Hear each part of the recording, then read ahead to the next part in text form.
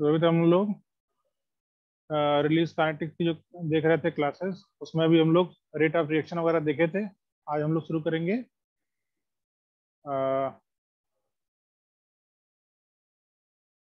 Pseudo order, first order, ये सभी चीज देखेंगे आज।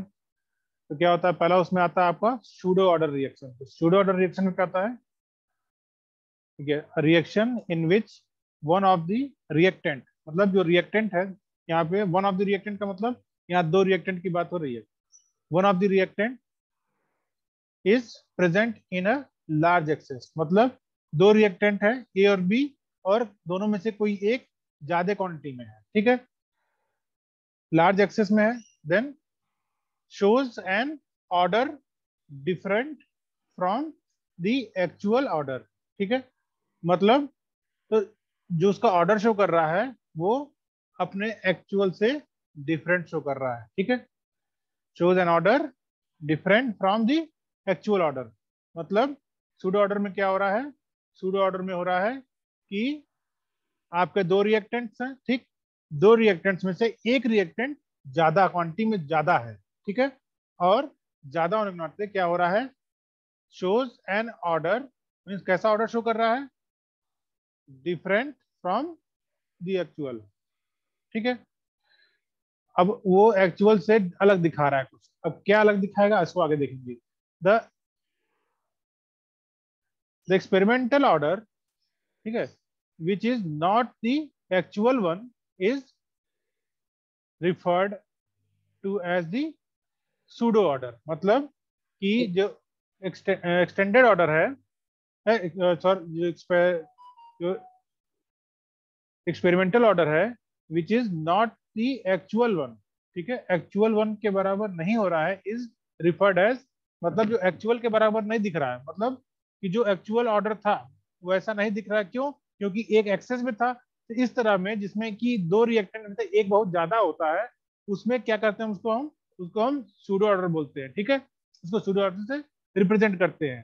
फिर क्या कर रहा है, as for elementary reactions, elementary reaction क्या, जो सिंगल वाले थे एलिमेंट्री वाले, ठीक है, एलिमेंट्री रिएक्शंस क्या हो रहा है, molecularity and order are identical, so pseudo order reaction में also be called pseudo molecular reaction. समझ में आया क्या हो रहा है, एलिमेंट्री रिएक्शन में क्या हो रहा है, molecularity and order are identical, मतलब मॉलिक्युलरिटी के हिसाब से उसको ऑर्डर बताए थे कि मॉलिक्युलरिटी 1 है तो ऑर्डर 1 हो गया, मॉलिक्युलरिटी 2 है तो ऑर्डर 2 हो गया, मॉलिक्युलरिटी 3 है तो ऑर्डर 3 हो गया, ठीक है। तो उसी हिसाब से यहाँ पे भी कर रहे हैं। तो क्या हो रहा है, सो सूडो ऑर्डर रिएक्शन में also called as pseudo molecular reaction, ठीक है। अब जैसे कहेंगे कि आपका मॉलिक्युलरिटी 1 थी तो क्या हो गया था, आपका ऑर्डर 1 था, मॉलिक्युलरिटी 2 थी तो ऑर्डर 2 था, मॉलिक्युलरिटी 3 थी तो ऑर्डर 3 था।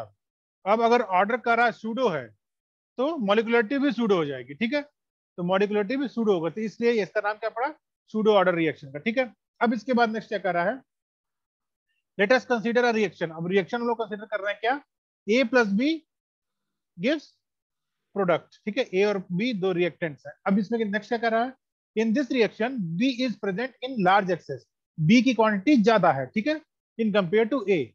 अब दूसरा क्या कर रहा है इसमें, its rate law can be written as, इसका रेट ऑफ रिएक्शन जो रेट लॉ के हिसाब से जो लिखेंगे, क्या लिखेंगे, रेट इज इक्वल टू के ए, दोनों देखो दोनों स्क्वायर ब्रैकेट में लिखते हैं ए और बी, ए इंटू बी कर सकते हैं ना।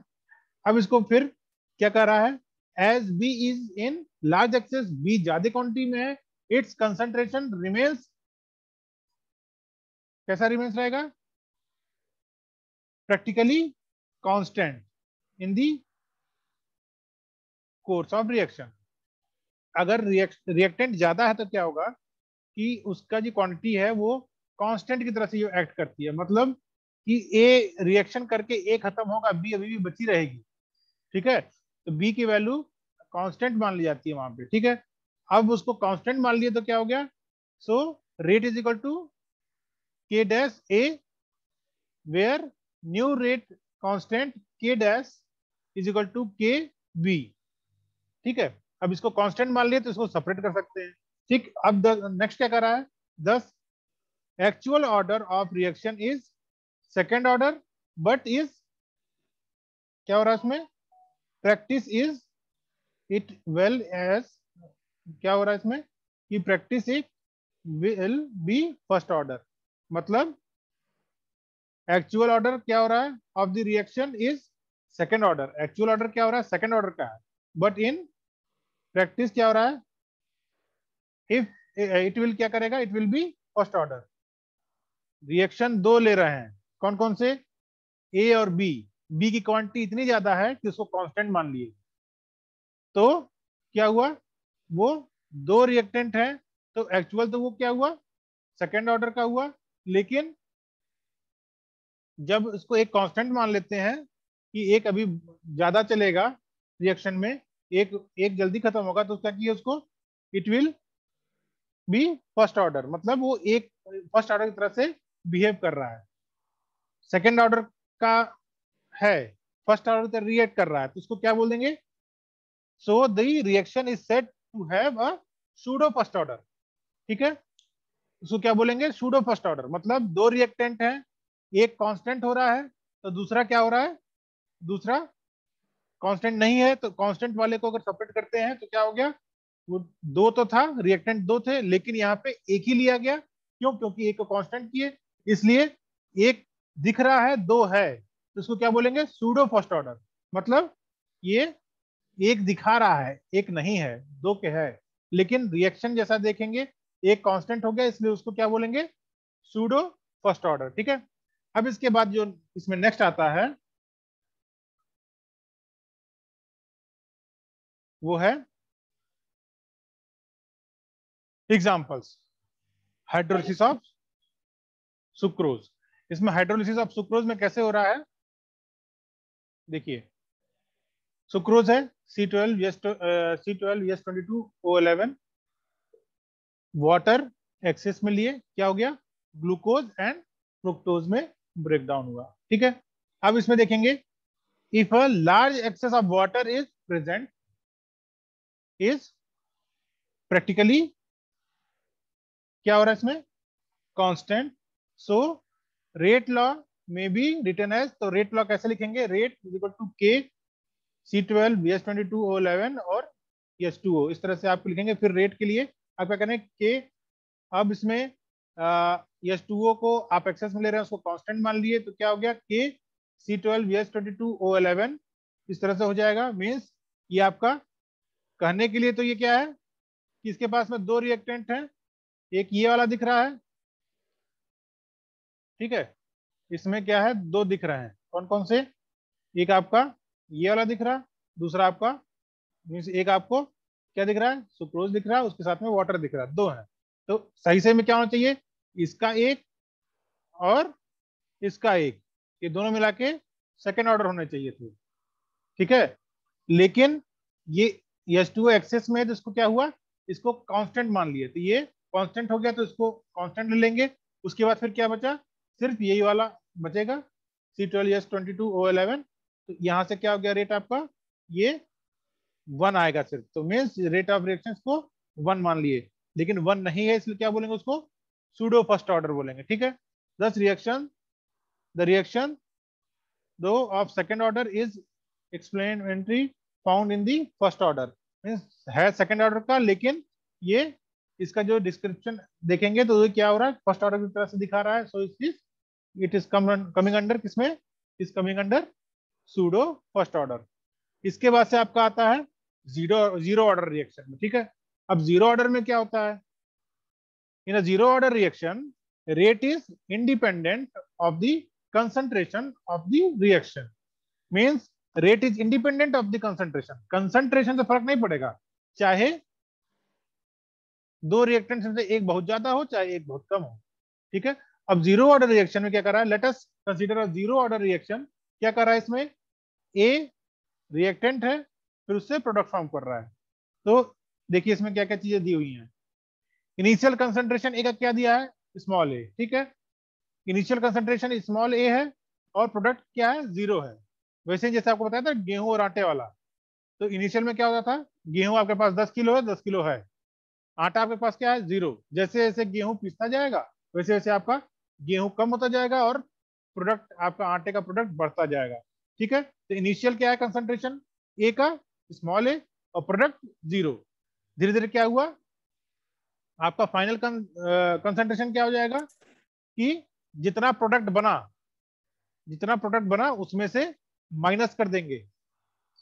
मींस इनिशियल कंसंट्रेशन कितना था ए, प्रोडक्ट कितना बचा, कितना बना प्रोडक्ट, एक्स बना, तो ए माइनस एक्स कर देंगे तो जो वैल्यू आएगी कितना होगी, वो बचे हुए रिएक्टेंट की वैल्यू होगी, क्वांटिटी होगी। ठीक है, अब इसको हम रेट ऑफ रिएक्शन में कैसे लिख रहे हैं, देखिए रेट ऑफ रिएक्शन में आपको दो चीज बताए थे, एक जो आपका प्रोडक्ट रिएक्टेंट ए है उसके कम होने के केस में था, और दूसरा क्या था, जो आपका प्रोडक्ट है वो बढ़ने के उसमें था। ठीक है, याद आया क्या था उसमें, दो चीजें थी, एक था आपका जो आपका रिएक्टेंट है वो कम होगा तो वो माइनस में रिजल्ट लिखते थे, अगर प्रोडक्ट के केस में लिखेंगे तो प्रोडक्ट के केस में लिखेंगे तो क्या होगा, प्रोडक्ट की क्वांटिटी बढ़ रही है तो वो प्लस के केस में था। ये चीज ध्यान रखिएगा। ठीक है, अब इसके बाद से नेक्स्ट आपका आता है कि ये कैसे इसको लिखा जाएगा। तो देखिए rate of reaction minus d A upon d t, where t is time taken and k, इसको फिर से कैसे लिखेंगे, कांस्टेंट करके लिखेंगे, तो k zero is a constant at time zero वाले के लिए है, फिर के जीरो ए, जिसमें क्या है इनिशियल आपका जो भी एक्सपोनेंट है वो 0 है, क्यों, क्योंकि यहाँ पे आपका अभी कुछ भी फॉर्मेशन नहीं हुआ है। ठीक है, यहाँ पे आपका 0 क्यों है, देखिए यहाँ पे 0 मीन्स एट 0 टाइम पे कर रहे हैं तो उसमें आपका प्रोडक्ट नहीं फॉर्म हुआ है, आपका इनिशियल स्टेज में ही ए है। ठीक है, अब उसके बाद नेक्स्ट क्या आता है उसमें, dx by d t is equal to minus d A minus x. अब ए माइनस एक्स क्या हुआ, रिमेनिंग फाइनल कंसंट्रेशन जो बच रहा है। ठीक है, तो d A minus x upon d t, इसको फिर फर्दर सिंप्लीफाई करेंगे तो क्या होगा, k zero A minus x to power 0 is equal to k zero. ठीक है, तो इस तरह से इसको सिंप्लीफाई करके दिया हुआ है। ऑन इंटीग्रेशन, अब इंटीग्रेशन लगाएंगे तो क्या होगा, ठीक है, तो k zero is equal to x by t और x is equal to k zero t. ठीक है, इस तरह से इसका इंटीग्रेशन करने के बाद ये वैल्यू आएगी। आपको जो एमसीक्यू में पूछेगा वो पूछेगा कि रिएक्शन, पूछेगा कि जीरो ऑर्डर की रिएक्शन कैसे क्या लिखेंगे, फर्स्ट ऑर्डर की कैसे क्या रिएक्शन होती है, सूडो फर्स्ट ऑर्डर क्या होती है, इस तरह से आपको डायरेक्ट रिएक्शन पूछेगा। ठीक है, तो उसको भी हम लोग आगे एमसीक्यू में डिस्कस करेंगे। ठीक, व्हेन के जीरो इज इक्वल टू क्या है, ये rate constant of zero order, zero order का रेट कांस्टेंट है, फिर क्या है, unit is concentration per unit time, जो आपकी रेट कांस्टेंट है उसकी यूनिट क्या है, concentration per unit time. In zero order reaction the rate constant is equal to the rate of reaction at all concentration. Means उसका कहा था zero order क्या है कि कंसंट्रेशन डिपेंडेंट नहीं है, कंसंट्रेशन इंडिपेंडेंट है वो। ठीक है, zero order is concentration independent. इसके बाद क्या आता है कि जीरो ऑर्डर जो है वो जो रेट कांस्टेंट जीरो ऑर्डर में is equal to the rate of reaction. ठीक है, concentration is equal to the rate of reaction at all concentration, किसी भी कंसंट्रेशन पे वो इक्वल रहेगा। ठीक है, ये आपका था जीरो ऑर्डर का। अब आपका आता है नया अगला फर्स्ट ऑर्डर रिएक्शन। ठीक है, अब इसमें क्या करते हैं, सेम एग्जांपल से ही समझेंगे कैसे हो रहा है फर्स्ट ऑर्डर रिएक्शन। तो एक प्रोडक्ट हो गया, ए प्रोडक्ट है, सॉरी ए आपका रिएक्टेंट है और वो प्रोडक्ट बना रहा है। ठीक है, इनिशियल में क्या हो रहा है, इनिशियल कंसंट्रेशन ऑफ रिएक्टेंट क्या है ए, और उसका प्रोडक्ट क्या हुआ, इनिशियल स्टेज में 0 प्रोडक्ट बना। फिर क्या हुआ, सेम उसी तरह से क्या कर रहे हैं, फिर फाइनल कंसंट्रेशन क्या हुआ, आपका प्रोडक्ट एक्स बना तो ए माइनस एक्स आपका क्या हुआ, फाइनल रिएक्टेंट बचा हुआ जो रिएक्टेंट है। ठीक है, अब इसके बाद से क्या करते हैं, so for first order reaction क्या करेंगे, rate is equal to dx by dt is equal to, इसको फिर से सिंपलीफाई करेंगे तो क्या होगा, के ए। ठीक है, अब देखिए पहले वाले में 0 0 लिखा था, क्यों, क्योंकि वो जीरो ऑर्डर के लिए था। यहाँ पे के ए क्यों दिया हुआ है, क्योंकि यहाँ ए के ऊपर कुछ नहीं है, क्यों, क्योंकि ये फर्स्ट ऑर्डर रिएक्शन का है। ठीक है, तो इसको सेम उसी तरह से सिंप्लीफाई करेंगे और इंटीग्रेशन करने के बाद जो आपका फाइनल, जो आपका यहाँ देख रहे हैं कि आपका पहले रिएक्शन ए बना है, क्या बना है, dx by A minus x is equal to k d t. ठीक है, इंटीग्रेशन लेने पे क्या हुआ, एक्सपोनेंट का dx dx upon A minus x is equal to k d t, और उसको फिर इंटीग्रेशन लेने पे फाइनल क्या हुआ, ln A minus x is equal to k t plus I. ये आपका रिएक्शन करने के ये मतलब ये आपका एक इक्वेशन मिला। और जब आई क्या है यहाँ पे, I is constant of integration. ठीक है, इंटीग्रेशन कांस्टेंट के लिए है। फिर क्या कर रहा है इसमें, the constant k may be evaluated by putting t is equal to 0 and x is equal to 0। ठीक है, t टाइम 0 के लिए एंड x क्या है, 0। x क्या है यहाँ पे, x इज प्रोडक्ट। अब प्रोडक्ट जब नहीं बना है तो x जब 0 वैल्यू रहेगी और t 0, मतलब 0 टाइम पे क्या होगा, मतलब आपका प्रोडक्ट भी 0 है और टाइम भी 0 है। ठीक है, फिर इसमें i की वैल्यू जब डालेंगे क्या होगा, i is equal to minus n A. ठीक है, अब ये जब सब्स्टिट्यूशन करेंगे जब i की वैल्यू का इन इक्वेशन 2, तो क्या आएगा, इसको अभी हम लोग अगले इसमें देखेंगे। देखिए ये सारे, अच्छा आपको जो है इसमें डेरिवेशन देख के घबराइएगा नहीं, क्योंकि सारा डेरिवेशन आपके काम की चीज नहीं है। आपको जो याद रखने की चीज है वो है ये वैल्यू। ठीक है, इसका आप स्क्रीनशॉट ले लें, क्या है ये, k is equal to 2.303 upon T log A upon log A upon A minus x. ये आपको रिएक्शन याद रखना है, क्योंकि ये रिएक्शन किसके लिए है, ये रिएक्शन है फर्स्ट ऑर्डर के लिए। ठीक है, तो ये वैल्यू आप याद रखिए, क्योंकि रिएक्शन अगर आपसे पूछेगा फर्स्ट ऑर्डर रिएक्शन, आपको देखिए जो एमसीक्यूज पूछते हैं उसमें आपको रिएक्शन का पूछ सकता है। तो रिएक्शन में अगर आपको रिएक्शन दिया है, आपको पता होना चाहिए कि कौन सा रिएक्शन है वो। तो फर्स्ट ऑर्डर का रिएक्शन क्या है, k is equal to 2.303 upon T log A upon A minus x. ये आपका इक्वेशन है जिसमें the value of k can be found by putting the value of a and a minus x determined experimentally at time interval t। ठीक है, t time है, a आपका क्या है, रिएक्टेंट a का इनिशियल कंसंट्रेशन है, a माइनस एक्स क्या है, आपका फाइनल कंसंट्रेशन है ऑफ रिएक्टेंट, और t क्या है, टाइम इंटरवल पे। ठीक है, ये सारी चीजें आपको ध्यान रखनी रहेंगी, और इसको फर्दर अगर इंटीग्रेशन वगैरह करते हैं तो k is equal to 2.303 t2 minus t1 log a minus x1 upon a minus x2। ये फर्दर सिंप्लीफिकेशन पे आएगा, बट आपका main formula k is equal to 2.303 upon t log a minus a upon a minus x, ये है। ठीक है, अब इसके लिए एक एग्जांपल क्या दिया हुआ है, decomposition of N2O5 in CCl4। ठीक है, इसके साथ में देखेंगे तो क्या है, देखिए इसमें क्या रिएक्शन क्या बन रहा है, देखिए N2O5 रिएक्ट करने के बाद क्या बना, 2NO2 प्लस हाफ O2।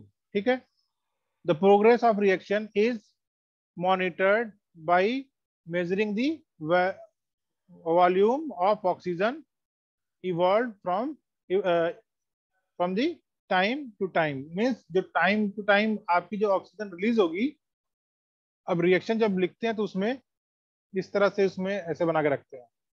अब देखो कि रिएक्शन लिखते हैं तो इस तरह से एरो बना के रखते हैं कि कितनी ऑक्सीजन रिलीज हुई, उसके हिसाब से टाइम टू टाइम उसका क्या करेंगे, मॉनिटरिंग के लिए हम लोग क्या करते हैं, उसमें ऑक्सीजन रिलीज कितनी हुई वो देखते हैं। तो इसके लिए क्या करते हैं फिर, टाइम इन मिनट्स, 10, 15, 20, और जब तक करना है उसको, ठीक है। वॉल्यूम कैसे लेंगे, वॉल्यूम ऑफ ऑक्सीजन इवॉल्व, कितना वॉल्यूम उसमें से निकला उसको लेंगे। तो इस तरह से आपके रीडिंग्स आई हुई हैं, 6.30 है, 8.95, ये अलग अलग टाइम पे, टाइम इंटरवल्स पे, ठीक है। फिर क्या कर रहा है, for first order reaction the integrated rate equation is, देखिएगा इंटीग्रेटेड रेट इक्वेशन है ये आपका सिंपल इक्वेशन था, k is equal to 2.303 upon t log 8 upon a minus x, ये सिंपल वाला था। अब अगर कहता है integrated rate equation for first order, तो उसके लिए ये वाला इक्वेशन दिया रहेगा, ठीक है। इंटीग्रेटेड वाले के लिए ये है। अब इसमें इंटीग्रेटेड वाले के लिए दिया हुआ है, तो क्या है, k is equal to 1/t log v infinity upon v infinity minus T VT, ठीक है। अब इन्फिनिटिव के लिए देखिए यहाँ पे आपको दिया हुआ वैल्यू कितना था, वॉल्यूम इन्फिनिटी मतलब एक मैक्सिमम टाइम देख लेते हैं कितना टाइम तक जाएगा, वो एक्सट्रपोलेट करके भी कर सकते हैं, ठीक है। तो उसके लिए क्या वैल्यू दे दिया, वो वैल्यू वी इन्फिनिटिव की वैल्यू हो जाएगी, ठीक है, वॉल्यूम एट इन्फिनिटिव टाइम, ठीक है। तो ये इतनी चीजें थी आपकी इसमें। अब इसके बाद जो आता है वो सेम उस तरह से अलग अलग, वी इन्फिनिटी माइनस टी जो यहाँ से आया था, जो आपका ये वी इन्फिनिटी का आया था ना, यहाँ से इस इक्वेशन के हिसाब से, ये जो आपका इक्वेशन है इसके हिसाब से सारी चीजें यहाँ पे वैल्यू पुट की हुई हैं। एक मिनट, ये देखिए टी की वैल्यू है 10 मिनट्स, 15 मिनट्स, 20 मिनट, इस तरह से। फिर we infinity minus T V T, ये सॉल्व करके दे रहे हैं। उसके बाद फार्मूला में उसकी वैल्यू पुट कर रहे हैं 1/10 लॉग। अब देखिए यहाँ पे उसकी वैल्यू पुट करके और इसको सिंप्लीफाई करके दे रहे हैं, ठीक है। अब इसके बाद में आपका जो फर्स्ट ऑर्डर के बाद में आपका सेकेंड ऑर्डर का भी देखेंगे। अभी मैं आपकी क्लास लूंगा, फोर्थ क्लास मेरी है ना, मैं उसमें आपकी फोर्थ क्लास लूंगा, ठीक है। फिर उसके बाद हम लोग करेंगे, ओके।